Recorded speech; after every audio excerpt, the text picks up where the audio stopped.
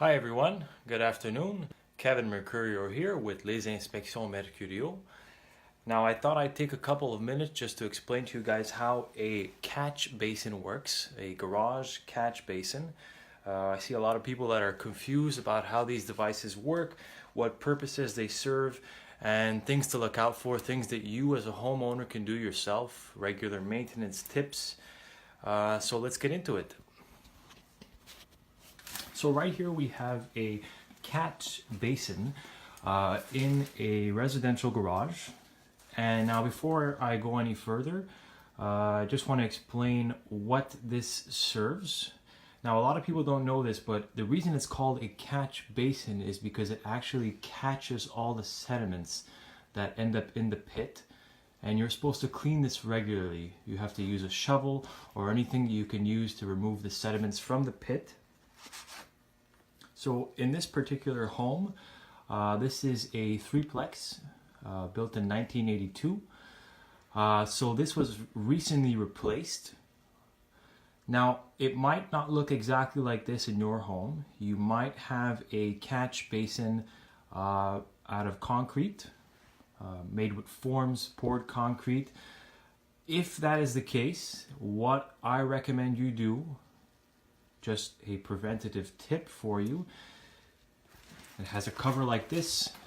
The catch basins made of concrete usually have a steel cover with perforations, drilled holes so the water can drain inside them. This is a plastic basin. Now if you have a catch basin that is made of concrete, which is the case for most older homes, what I recommend you do is open that lid, look inside, and see if there are any cracks in the concrete catch basin. Now the reason for this is because this is a catch basin that accumulates water. Now if you have cracks in your concrete, water will infiltrate those cracks, go under your building's or your home's concrete slab. And what do you think will happen in the winter? When water freezes, it expands in area and you'll have cracks in your garage. We can see a few here already. Cracks on the slab. Now if you have a home with garage backfill that contains pyrite, this will be compounded. So let's take a look here just for a minute. So in this particular home, now we're facing the front driveway. So I'm just gonna get my screwdriver. So this first canal comes from the pit in the driveway. So this collects all the water coming from the driveway and it sends it into this pit. Now this white drain pipe here is the newly added French drain for this building. It collects all the rainwater and all the water around the foundation and it brings it into this catch basin. Now this pipe on the left here in the corner comes from a floor drain for the apartment unit on the left of this building. Now anywhere where you have a staircase or an area that is lower than the ground level, you need a floor drain, or otherwise water will accumulate there. So in this case, the water comes in through that pipe and drains into this catch basin. And now the same thing here for this pipe in the back here, comes from the floor drain in the back of the building. Now everything ends up in this catch basin.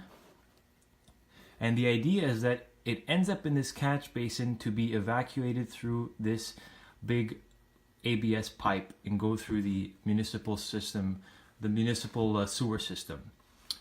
Right here you have a check valve on top of this big pipe. This unscrews counterclockwise and inside you'll find a check valve which resembles, let's say, an upside down door. And the way that works is that it prevents backflow from coming into the building. So in French we call this une valve anti-refoulement. And the way that works is that if ever there's backflow from the city trying to come back into your building, it will not be able to come in because the door will be closed. So I hope you found this video helpful. If you have any questions about how this works or if yours is a bit different, feel free to write to me, post on my Facebook page, or send me any comments and I'll be glad to help you guys out. Thank you. Have a nice day.